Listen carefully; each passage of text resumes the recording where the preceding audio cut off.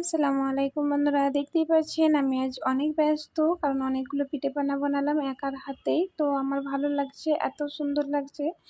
আজ মনে হলো এত সুন্দর চালের আটা রুটিগুলো হয়েছে বা খিরসাটা বানিয়েছি, ভালোবেসে সব জিনিস বানালে সময় দিয়ে সত্যি ভালো হয়। কিন্তু আমি যতটা ভালো চেয়েছিলাম সেটাও হয় না, কারণ আমি চেয়েছিলাম দু একটা পিঠেপুলির আইটেম বাড়িয়ে দেবো সুন্দরভাবে, আরও জিনিসগুলো বানানোর।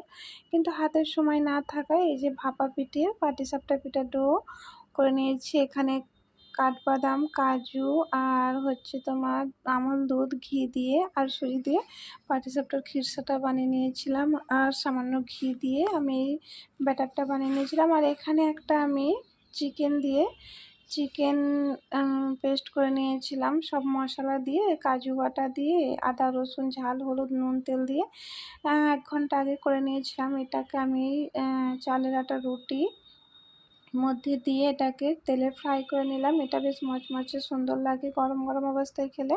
আর এই যে নেহারি স্যুপ, এটা অসাধারণ লাগে। যাদের ক্যালসিয়াম শরীরের অভাব তারা অবশ্যই খাবেন। হাড় ফাটা বা ভেঙে যাওয়া তাদের জন্য বেস্ট একদম একটা স্যুপ, নেহারি স্যুপ যেটাকে বলে, মানে গরুর পায়া। আর এদিকে পাটিসাপটাগুলো আমি সব এক এক করে পিঠেগুলো আমি ভালো করে পরিষ্কার মানে এর মধ্যে বক্সের মধ্যে ভরে দিলাম। এই যে ভাপা পিঠে বানিয়েছিলাম আর পাটিসাপটা বানিয়েছিলাম, চালের আটা রুটি। তো একটা ভাবির বাড়িতে পাঠাবো, অনেক দিনের ইচ্ছা ছিল, কিন্তু মনের মতো করে দিতে পারলাম না। আরও কয়েকটা জিনিস দেওয়ার ইচ্ছা ছিল, যেহেতু হাতে কম সময়ের জন্য দিতে পারলাম না, কারণ আমার ইচ্ছা ছিল আর একটু ভালোবেসে আর একটু ভালোভাবে মজাদার করে পিঠেবানাগুলো বানিয়ে দেওয়ার। আর এই যে এখানে লেবু, কাঁচা লঙ্কা, ধনেপাতা, এটা বেশ এই নিহারির উপরে দিয়ে খেলে ভালো লাগে চালের আটা রুটির সঙ্গে।